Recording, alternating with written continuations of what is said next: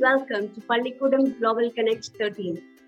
We're happy to note that this weekly program has become popular among stakeholders in education, and they have found it quite useful. The immense growth in participation is proof of that. We dealt with several interesting topics in our previous events, such as gender sensitivity, innovative tools for online education, nutrition and health in times of pandemic, importance of endurance and fitness for students, defining and assessing career aptitude in students, and many more.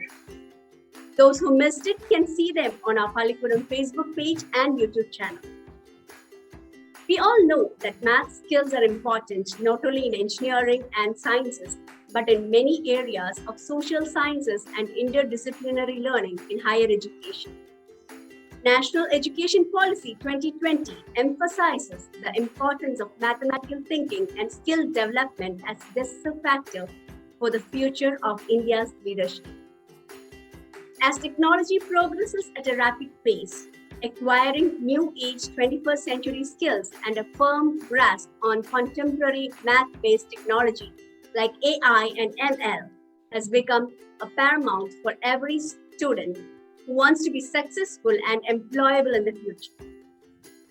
Game-based math learning allows children to think mathematically through group play and puzzle solving, which help them to develop their 21st century competencies and allow them to grow as a leader of the world.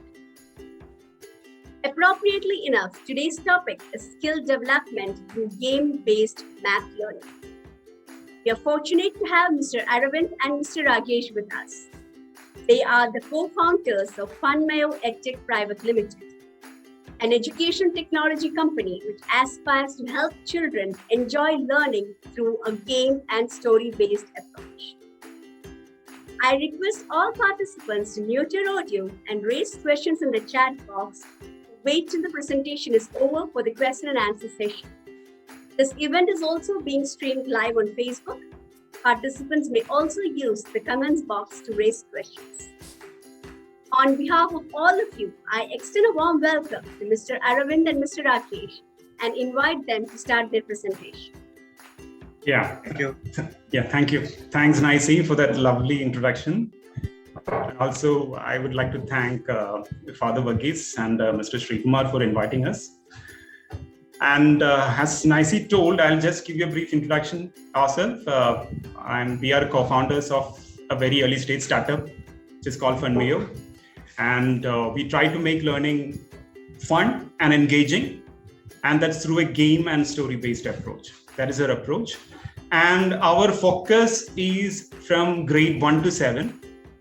Okay. And our core area is basically mathematics. So that's a very brief about ourselves and our company. And we had a discussion with Naisi earlier. I had a discussion and said that mostly the participants could be teachers.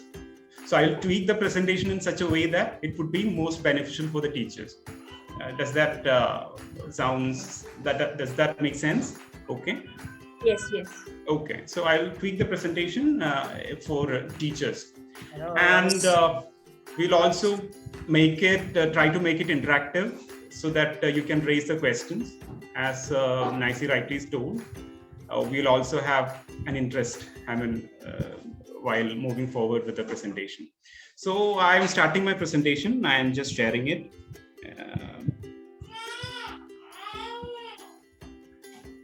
So I hope it is visible to everyone. Yes, Aravind. Yeah, thanks. So this is the topic, skill development through game and game-based math learning. So I just want to, this is my first slide. So just have a look at it.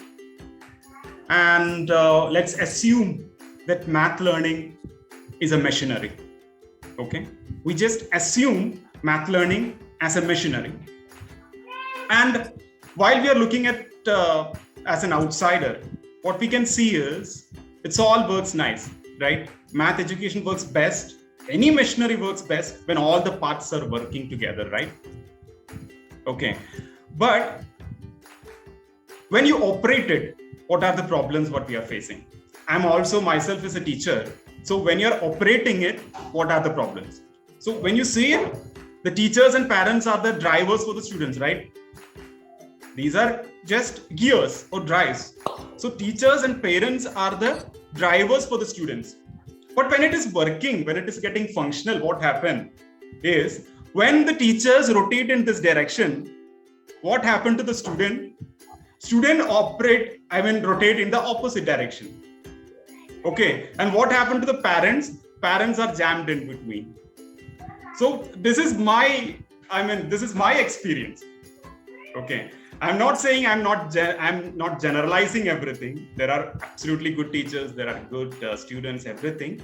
But by and large, this is what happens. So we are trying to find a solution, and we have an objective for our company also. Okay, so I will explain what is the objective of our company and how we can solve this problem. And the main problem with mathematics is we alienate mathematics as some abstract subject. It's not real life. Okay, it's not real life thing. Students tend to think that this is an alien subject. It's all abstract. There is no use in mathematics in real world. But it is not. We all know, as educators, we all know it is not. So how to try to tackle this? That is our solution for this. So basically, the objective of our company and solution for the problem or both are same. Okay, and the solution to help kids fall in love with mathematics in a fun and an engaging way. So that is our objective, primary objective. Another one is to develop real world problem solving skills in kids through mathematical thinking. So I will touch upon the second one, and Ragesh would be explaining the fun part. Okay, so I'll be explaining how to develop real world problem solving skills through mathematical thinking. So I assume that most of you are from the mathematics background, but for those who are not, I'll just give an example for what mathematical thinking is. Okay, so I'll just tell you a story.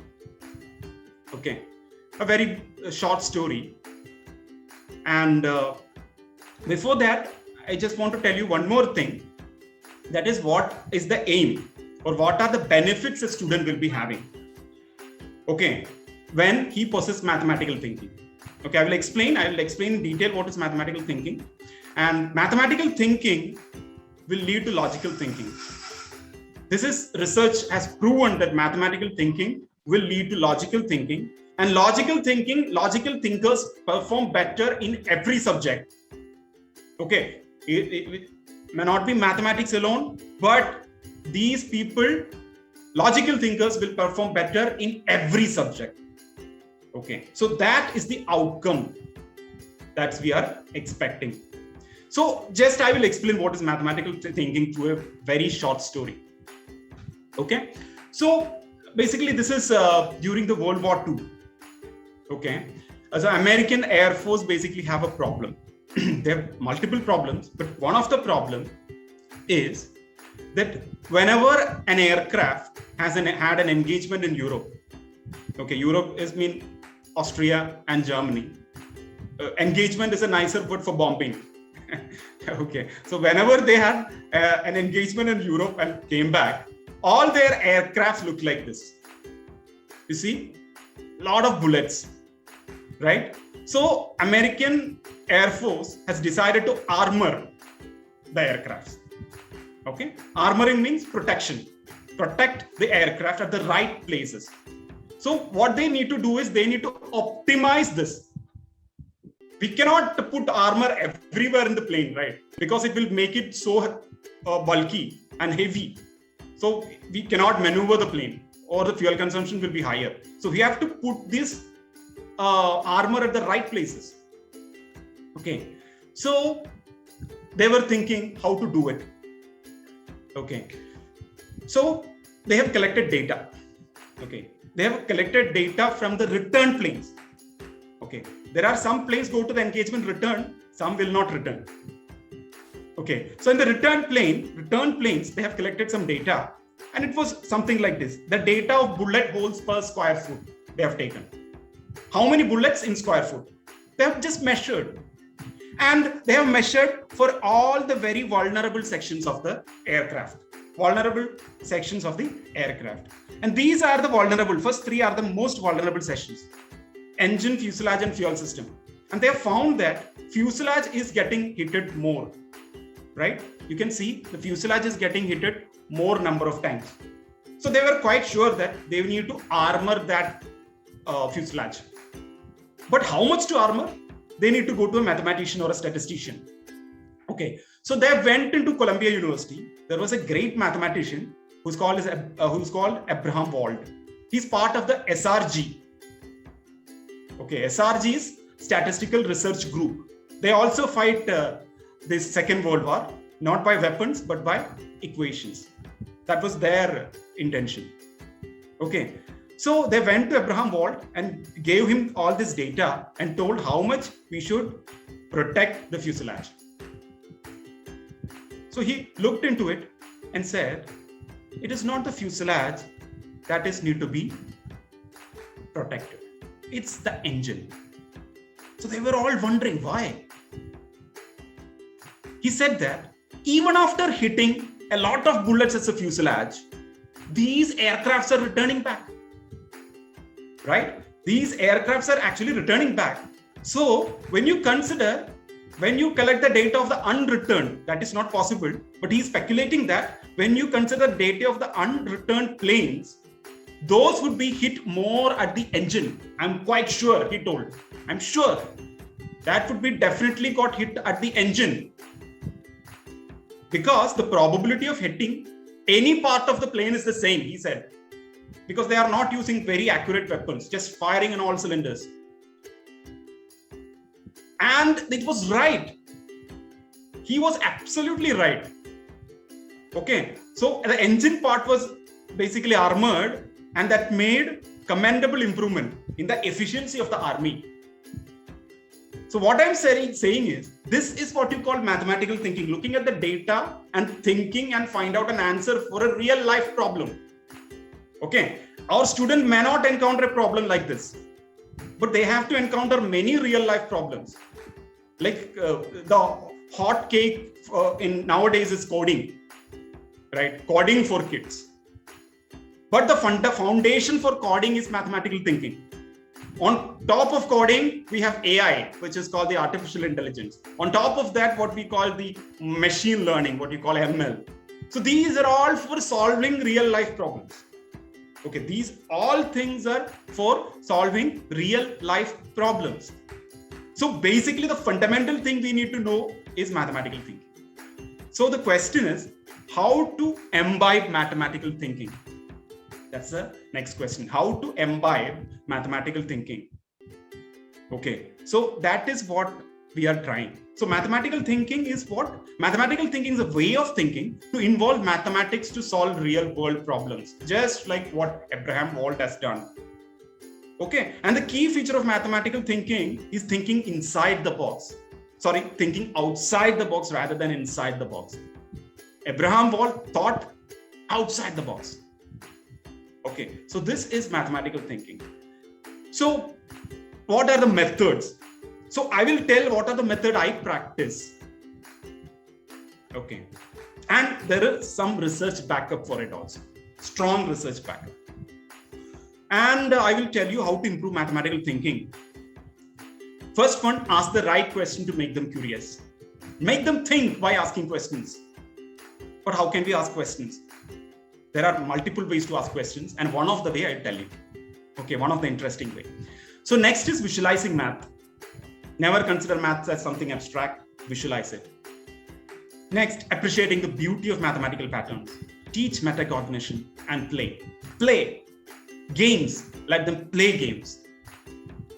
So these are the methods, and I will explain each of this in detail. The first one is ask questions. So let me see how to ask a question. Whenever mathematics teachers ask a question, there is something judgmental about it, right? Students feel that they are going to be judged. So as a solution for a very primary kids, we have developed a card game. Okay, what we are developing is games, means these are not online things. Okay, these can be played at the classroom with the help of a teacher. Okay, with the help of a parent, this can also be played. So what we are developing are cards games and board games. And on top of it, there is a huge story. Okay, so let's just play a game. So this is a card game. I will reveal a card. You see? Can you tell me the answer? Anybody can quickly tell me the answer? It's quite simple, very simple. I know this is intended for the small children. So what is the answer? The answer is, you see, the series is 1, 2, 3, 4, 5, 6. You just see the missing numbers and add them. Okay, the missing numbers are 1 and 3. The answer is 4. Okay, so you see another card. What would be the answer? Can anybody type it in the...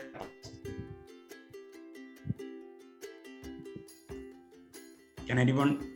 It's quite, the sign says it's negative. So you need to minus it. So 3 minus 1, that is basically 2. There's an answer here, 2 or minus 2. Okay. That's a very good, but we will give, we'll tell the students that to minus lower number from a higher number. Okay, just we can give enough information to the student beforehand. I'm just showing, the answer is not the important part. I'm just showing another way of getting people excited about mathematics. So we can, such a way, we can do many things. So basic multiplication, and they're also start understanding the pattern of this, okay, which Ragesh will be explaining more. So first one, this is one way of asking questions. Make it them into groups, okay, make them into groups, okay, and let them enjoy and play and enjoy. And every of this game has a learning outcome, basically. Every game has a learning outcome. So let them play. Okay, every class we cannot play, I know, and I understand. But some class, we can enjoy mathematics in this way. And people are really enjoying it. We have tried it in many students. Okay. So another thing is visualizing mathematics. This is another way of making mathematics exciting and evoking or imbibing mathematical thinking. Okay. So how to visualize maths? So the visualizing mathematics part, can anyone answer through the chat box? Okay. What it is? This is a symbol. Can anyone answer what it is?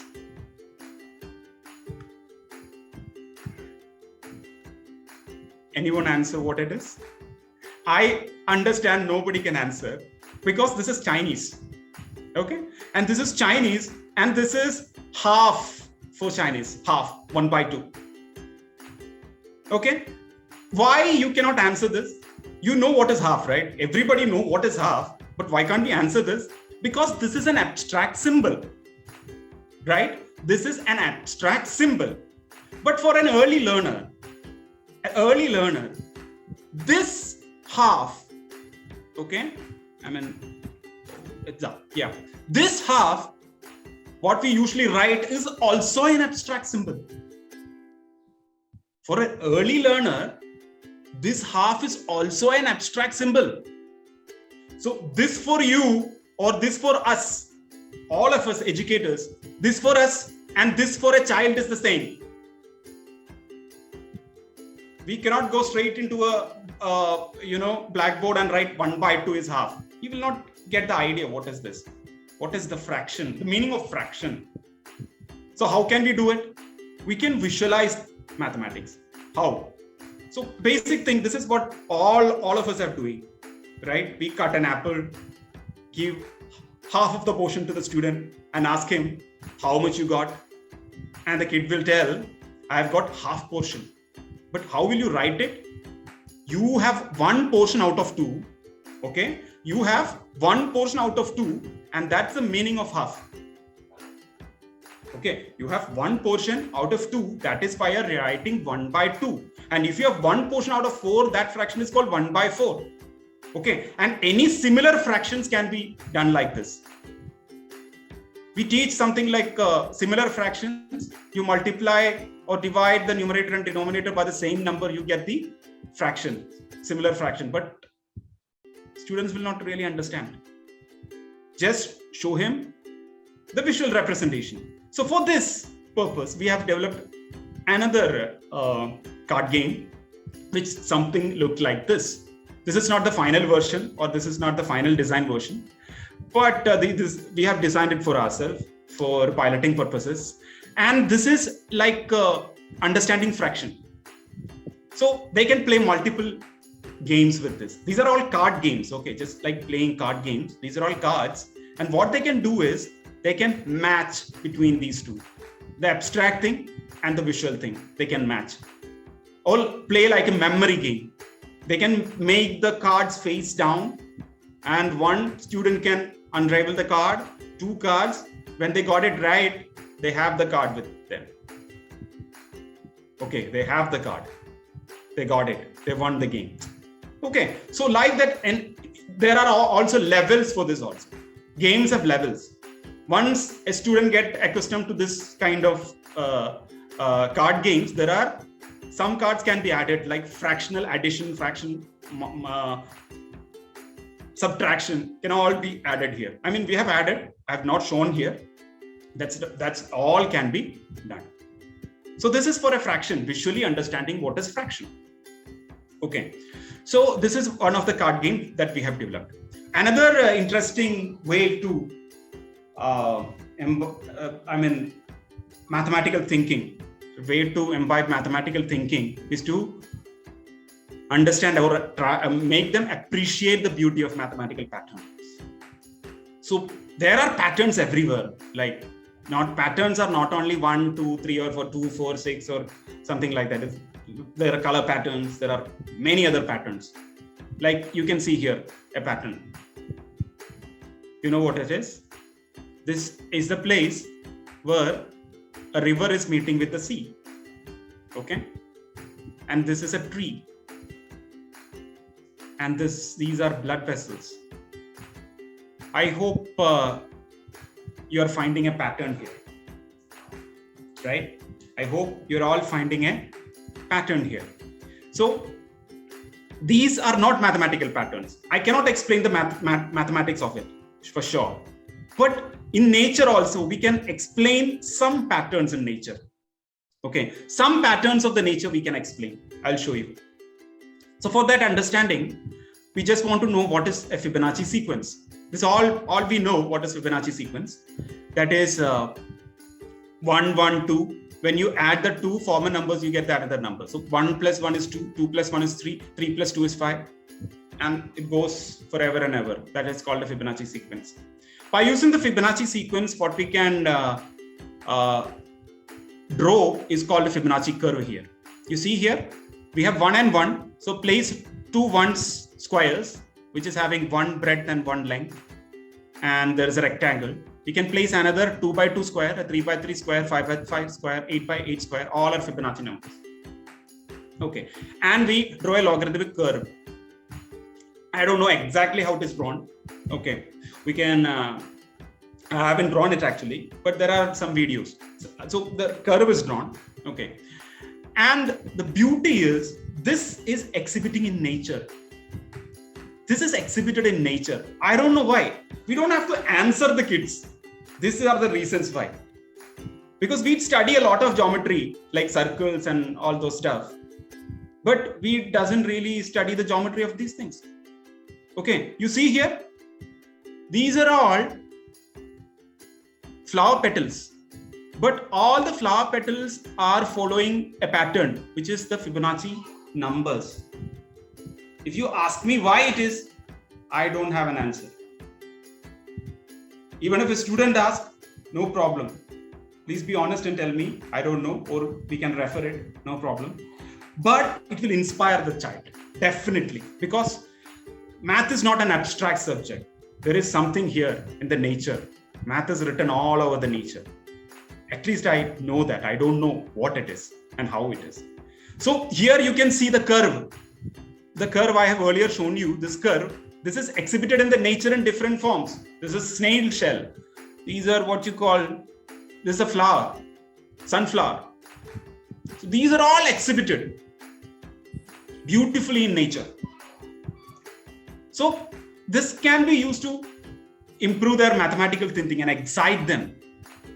And next one is metacognition. a very important thing is metacognition. So basically metacognition, I'll just explain. When we have a problem like this, what we usually do. Can anyone try this problem? I mean, we don't have enough time. Okay, so I'll just have a very quick answer to this. So this is a problem, but how do we usually approach it? That is what we are thinking. We usually approach it in terms of algebra, right? We usually approach this: X is the number of tricycles, Y is the number of bicycles, then X plus Y, we formulate an equation and solve for X and Y, you get the answers. That's the usual way we approach. But we have to teach kids there are many multiple ways to approach the same problem. That is what we call metacognition. That is cognition about cognition, or thinking about thinking. So that is what we need to teach them, thinking about thinking. So you need to think in which way you should think. Usually all the students have one way of thinking, that is algebra. But we can solve it in a very simple way, in a graphical manner. So you have, if I have this annotation tool, I'll just show you. It's a very simple way to do it. We basically have 80 wheels. Okay. And the inventory, sorry for my very bad handwriting. I mean, I'm using the mouse pad, and there is 36 what we call inventory. So you have 36 bicycles or tricycles or something like this, and you have 80 wheels. How we can do? Distribute these wheels among all the vehicles. So first you give one each. Okay, one each. Every cycle, one each. Then 36 wheels will be minus from this equation out of 80. Then we give two wheels. Then what will happen? A total of 72 wheels will be gone from the equation. Then 8 wheels are remaining. So what we can do? Distribute 8 for the first 8. So what will happen? There will be 8 tricycles and the rest of them are bicycles. This is a very simple way to do mathematics, and there are a lot of tools to do mathematics. So I'm not going to explain, all of them. So this is what I'm saying is metacognition. Teach them how to think. So this is another way of imbibing the mathematical thinking in students. So for the last one, I will explain one more, and I will hand over the session to Mr. Ragesh. And next one is obviously play. So there are a lot of games and things that we have developed, and there are a lot of games available also. Okay, and it's all engaging and fun. Okay, so let them play. And for our games, the advantage is that all the games are mapped to the curriculum. Okay, and every game has a learning outcome also. So it is suited for the schools.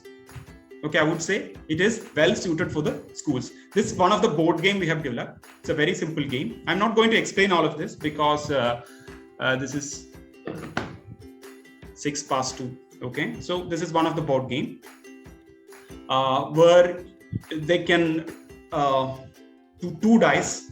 Okay, they can throw 2 dice, and if you get 1 and 3, in one die it's 1 and another die is 3, what they can do is they can either add the 2 dice, okay, or they add the 2 numbers, or they can multiply the 2 numbers.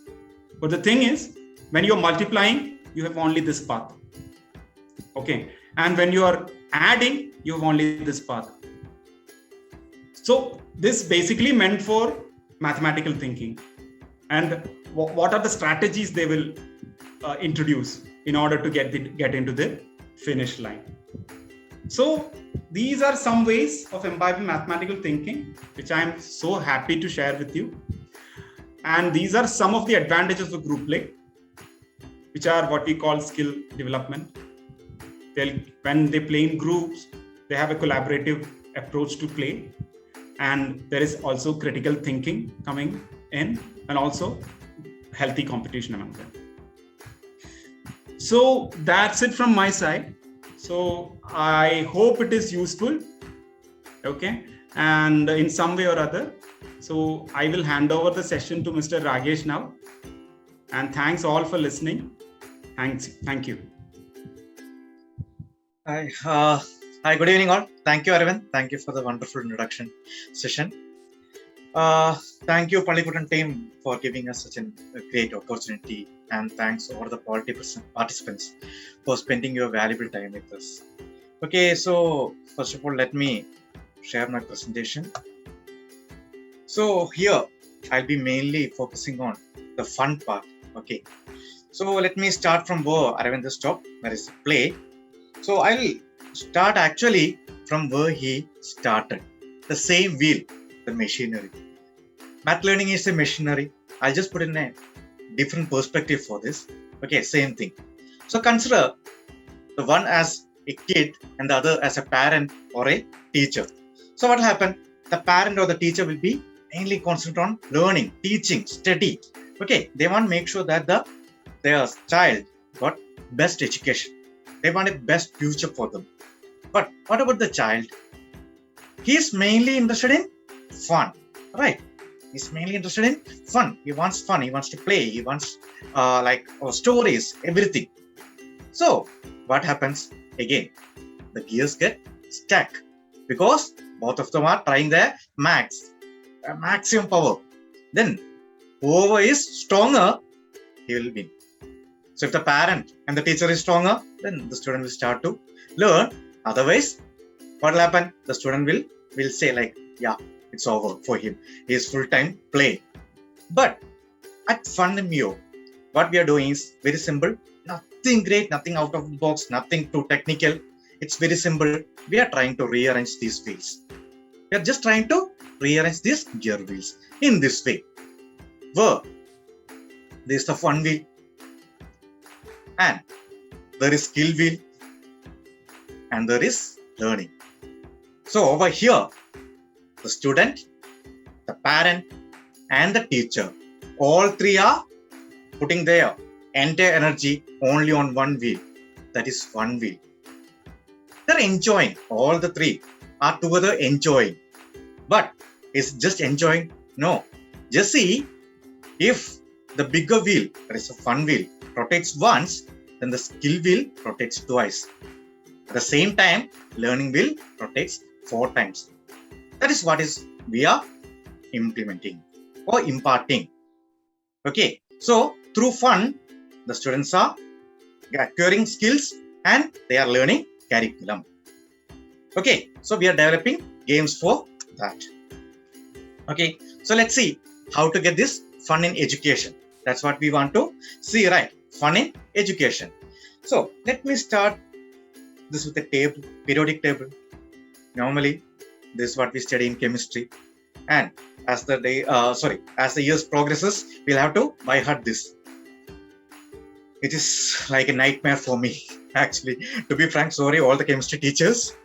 I hated chemistry during my times because I had to by heart everything. May not be the entire periodic table, but lot of names, lot of numbers, atomic number, mass number, and it is a headache, really, and boring headache because you have to repeat the same thing again and again, read it, write it again and again. So, what can we do? Okay, so if it's boring, so let me see. Yeah, it's boring and repetition is needed. So let me show you something else. It's another type of chart. Okay, so let's see the chart, the entire chart. See, it's going. So it's so bigger than the chart. A periodic table. Sorry, not the chart, periodic table. This is so bigger than the periodic table. So do you think any child can by heart this? Will it be any interest for any child to read this, to study this? No, right? Sure, 100% sure, nobody will be interested. But I can tell you, there are a lot of young children who are already learned this, by hearted this, or they have learned how to study this, how to make use of this, because this is related to Pokemon. I hope all of you have heard about the game, Pokemon game. So if you want to win Pokemon game, you want to go higher levels, then these tables can help you. So all the young children, they play with this. They learn this. Okay, so they repeatedly do this, but it's not boring for them because they are playing. They are not studying, they are playing, but they're studying the same things unintentionally. Okay, so I hope I hope it's clear for you why boring and repetitionness is coming. So let me go to the games just through a story. Okay, a simple story. It's a very common, familiar story, and I think most of you will be already familiar with this. But still, I'll just explain. There's a young kid. Okay, young kid. We can relate to our family. A mother, father, and a child. Most of them. Okay, we have families like this. And during this pandemic time, parents will be mostly in front of the system with their work from home. And the kid is so bored. He wants to play, but nobody is there to play with him. So he always asks his father, can we play cricket? Because he likes cricket a lot. So can we play cricket? And finally he told, okay, tomorrow is Sunday, we'll play tomorrow because it's a whole day. But suddenly some urgent work came in and he had to work through the whole day. And by evening, when he came back, he was so tired, he wanted to sleep. But his kid, the young child, he went running and told, Dad, can we play now, cricket? He was so tired. He told, no, son, I want to rest. But he was so adamant. You know how children are, right? Children. He told, no, you promised me. He had to play now. He can't break the promise. So what he did, at the same time, he saw a magazine there with India map on that.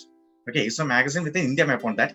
He took that magazine and tear off that page and cut into small pieces and gave it to the child and told, okay, you do one thing, you put all these pieces together in the right order, and once you complete that, I'll come and play with you. He thought, okay, it's going to take minimum 1 hour for him to complete this. By that time, I can take some rest and then play with him. But to the surprise of the father, within 5 minutes, the child came running back. Father, now we can play. He asked, are you kidding? I asked you to complete this. No, I have completed that. The father got surprised. He came and he looked. He saw there is a photo of Virat Kohli. He asked, son, no, I asked you to put the pieces in correct page, right? It was India's map. But son told, no, father, I just saw Virat Kohli's photo on the side. I didn't saw India map. So it was there. India map was on the one side, whereas Virat Kohli's photo was on the other side. Father thought, okay, he will work with India map, but he found something interesting on the other side. So this story was stuck there in our mind. So with this, we started our one design. That is designed for younger children, maybe age 5, 6, 7, where they are starting to learn time, how to read time, how to read an analog clock, and how to read small sentences. So it's a tedious job. Yes, there are a lot of mathematics behind that. You have to study how to count till 60, what is meaning of minute, hour, everything is there. But still, it needs a lot of repetition. So how can we change this repetition, boring repetition, into something funny? So we went for a jigsaw puzzle. So over here on the left hand side, you can see a simple version with a lot of digital numbers, right? All this represents time. And on the right side, there will be a lot of small pieces, jigsaw puzzles. So just match the time. Okay, just match the time and you will get this piece. But that is for us. Sorry. Matching the time is for us. But for the child, he is just looking for a cute little elephant. That's our mascot, Mio. In Fun Mio, this is Mio, our mascot. So the child will be given with a photo and he will be working only on that photo. But unintentionally, he will be reading through this time and he will be matching the time. And as he does this repeatedly, he will be familiar with time also. So how digital and the word time matches. And same way there will be other pieces which represent the analog code. So this is one type of a game, okay, for learning time, and which is based on jigsaw puzzle, idea of jigsaw puzzle. Now, about what? Next is skills, right? So what kind of skills they will be learning on this time? In this time, first of all, they will be what? They'll be working together in a group, right? Maybe, yeah, they can work alone as a single person. Okay, he can work. But most of the time in a classroom, there will be many students. They'll be working together, right? When they are working together, they'll learn how to work with a team. And they may need a person whom to decide. Okay, you look for all the yellow colored pieces, all the blue colored pieces. So you'll be having some leadership skills, collaboration, communication. So all these skills will also be imparted in the students unintentionally. We are not asking him to do something. We are just asking him to play. But unintentionally, he is learning how to read time, and then he is having these skills. Okay, so this is how it is done in Funmio. So we'll just move on to another game. So in this game, if you look at it, it's very simple. Play one piece of paper with 1 to 100. What can be done with this? It's very simple, right? There is nothing interesting in this. Now, actually, when we developed this game, we had the same feeling. Like, isn't that interesting? Okay, so I'll explain this game after going through this game first. Okay, so in this game, there are 2 players. Okay, assume there are 2 players, maybe me and Aravind. Okay, we 2. So, first, I'm going to play. Okay, I'm going to play. I'll be selecting one number. So, I have full freedom. I can select any number which I like. So, I'm going to select the number 23. So, I'll have small piece of paper. I can cover one of this number. Okay, the number I like is 23. So, I chose 23 and I'm covering 23 with this small piece. Now, next turn is Arvind's. So, Arvind need to select a number and cover with his piece. Okay, but there is a small condition. Now, the next number should be either a multiple or a factor of the first number or the previous number selected. So, over here, it is 23. So, 23 has got no factors. It has got only multiple. So, he is going to select 46. Multiple. Or it can go to another multiple. Okay, it is into 2, can be either 3, any number. Then, next person. So, I am going to select 92, another multiple. Now, there is no more multiple. So, I am going for factor. So, the game goes on like this. Until any one of the player is not able to find a new number, which is either a multiple or a factor of the previous number selected. So, the person who is not able to find a new number is going to lose. The other person is going to win. So, it is a very simple one. You just go and select. And you can see, as told, all the games are connected to the curriculum. So simple, it is connected to multiples and factors. And maybe, if you can think, it is also connected to prime numbers. How is it connected to prime numbers? Because as time moves on, the players started to think, if I am going to select number 11 and all its multiples are already covered, then Aravind won't be able to select any other new number. Because 11 is a prime number, there is no factor. In that way. And also, the thinking goes on like this. If I am going to select one number A, and Aravind may select number B, then I can select number C. Then he won't be getting any new number. It can go on step by step, just like in chess. So this is a very simple game, but creates lot of thinking. And students will be connected to multiplication table, factors, prime numbers, everything. Okay, so this another type of game. So again, there are a lot of skills which can be connected. I'm not going to explain all this. That is easy for those in education field. Now, I'll just move on to the next vertical. Okay, that is, yes, games are there. It is fun, lot of fun. But is it just games? No. As educators, we know everything is not game. We can't find games for each and every small thing. Then we need to find something else also. Something else which is interesting for the children. And that is stories. Not just for children, right? Even us.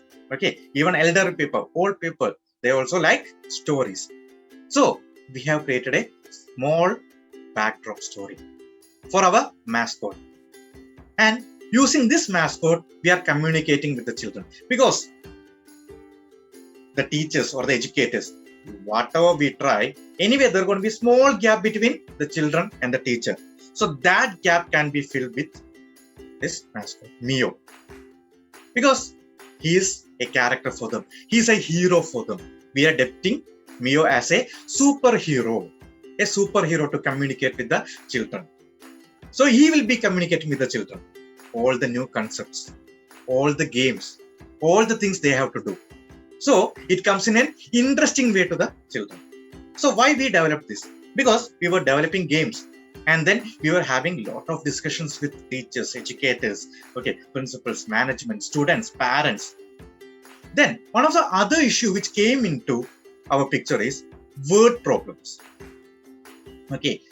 Whenever there is a long sentence, a problem written in a long sentence, or maybe 3-4 sentences, students get terrified. How to tackle this? How to tackle this such a problem?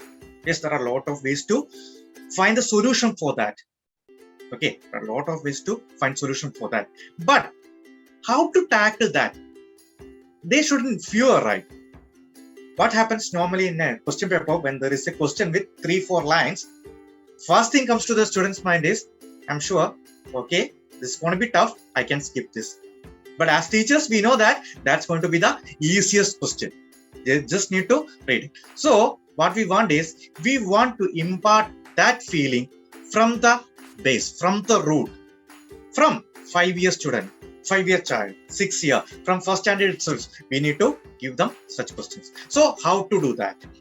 And that can be done through a story. Let me explain to you. So this kind of question which used to come, Billy had 2 books at home. He went to the library to take out 2 more books. He then bought 1 book. How many books does Billy have now? As a child, if I'm going to read it like a student, then it's going to be tough for me to analyze it. But over here, what we are doing is, we are converting all this into a part of our story. Over here, Mio will be coming. Maybe it should be like, Mio is going to home after school. He's so hungry. He went to his mom, asked, Mom, I am feeling so hungry. Is there anything to eat? So mom told, go to the fridge. There are 5 apples. Maybe 2 apples and 2 oranges and 1 banana. Then Mio started eating. Kids, can you tell Mio how many fruits were there? Because he is having some issue to count. You should know that in a child point of view, now he is helping his hero. He is not tackling his problem. He is helping his hero. It will create or generate an enthusiasm in him. And he's not more terrified. He's going to help his hero. So in this way, we can tackle these questions. And there is a sheet. You can see on the right hand side, there is a sheet. Not to help them counting. Using this sheet, there will be a lot of sheets like this. Using these sheets, we can go for counting, addition problems, subtraction problems, multiplication, division problems. You can ask n number of problems using these small sheets with these pictures, which will create again some curiosity in students. Instead of asking them to count 1 to 5, ask them to count the number of ice creams. As they hear the name ice cream, there is a small interest in them. So that's how things are done. So I think I just went through those games, and the story part. And one more interesting thing which we are thinking, which we are trying to impart through FunMio is a quality time with parent and child. Normally what happens, even in my home, what happens is, after the tedious work, we'll be reaching home maybe around 5 or 6, and the child will be there after school time, and there is a 1 hour work which we need to do with him. We need to make him sit and then teach him, and it's going to be such a help. But think, as a parent, you can sit with your child for 1 hour and play with him. Have a great time, great quality time with him. But at the same time, he is learning something new. He's learning something in maths. So that's how it is done. And about Mio, FunMio, this year he came with max problems. Sorry, max games, solution for everything. Next year, he's going to go back to his world. There's a virtual world we have created. He will go back to that world and come back with games for languages, games for science. And student will be going to the virtual world. He won't be in the classroom. He's going to enjoy the new virtual world. So that's from my side. Aravind, anything else to add? Actually, not. I think we have hit the time window. Yeah. Nicely, I guess. Hi, thank you for that insightful session. We can move on to the question answer session now, and the participants can post their questions in the chat box or post it directly, ask directly. We have our first question here. Thank you. Thanks for the lovely comments. Thanks a lot. The first question here is, in the aspect of learning, what you explained is very true. They need to enjoy the learning, but in our education system, when it comes to assessment, we need algebra for awarding Yes. marks. Assessment's final answer alone will not give marks. Working is essential. How can we overcome this? Absolutely, that we have also thought about it. I mean, we are not going to do everything in games, everything through games. Okay, games are a part of, you make it as a part of the whole thing. Okay, probably a 10% of the time can be dedicated to games in the classroom. Only that way it will work. And also, this is changing. Our education system gonna change, definitely, because National Education Policy is also recommending games and puzzles into the math education. So this would be changing. So in that way only it will work. Okay, or a small way, in bits and pieces we can adopt in such interesting ways of learning. Then it will be interesting for the kid as well as fun for the teacher also. Even it can be fun for the teacher also. So everything cannot be dealt with games.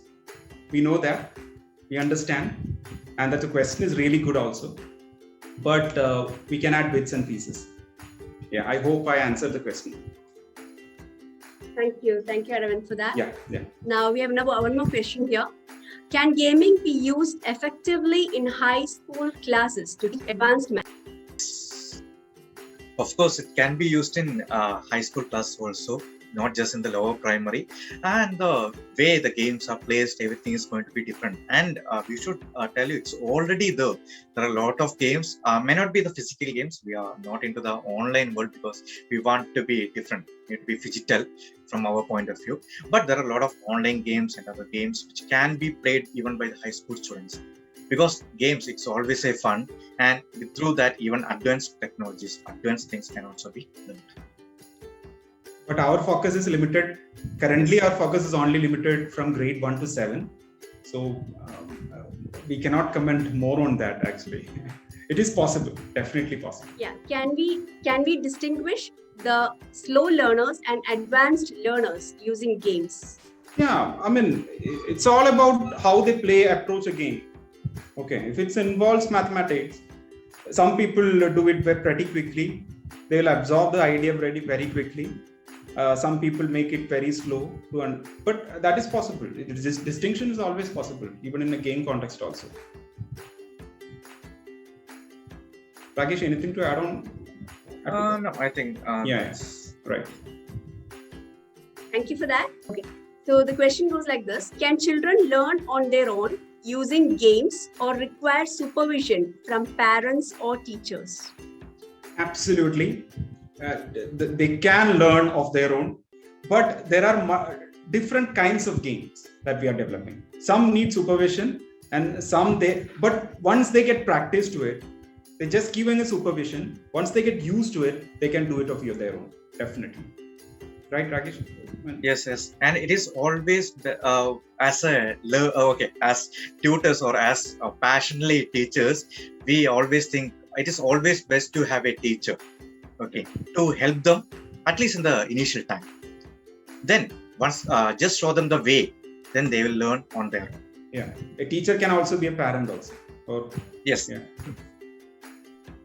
Thank you for that. We have one more question here. there are many more types of intrinsic motivations for learning that could make Again- use of each learners.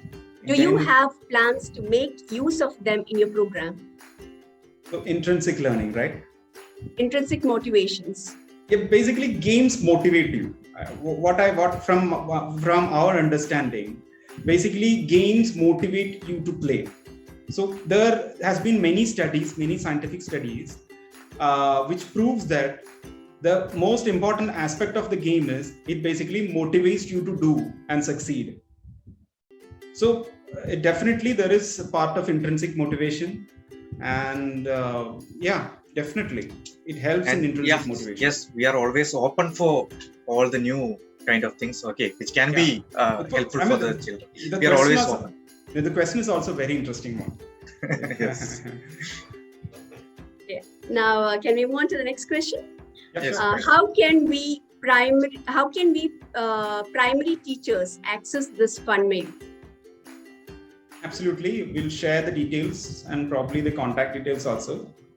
Can we do it right now, or? Yeah, you can share it. I'll just share my. I'll just share my email ID. Yeah. Okay. Probably you can. Okay. My email ID is aravind.p@funmeo.com, and Ragesh email ID is ragesh.mn@funmeo.com. You can always mail us. Okay. Can we move on to the next question? Thank you for that. Sure. Do you have games for all basics? We are a very early stage startup, only 7 months old, we can say. So we are on the developmental stage.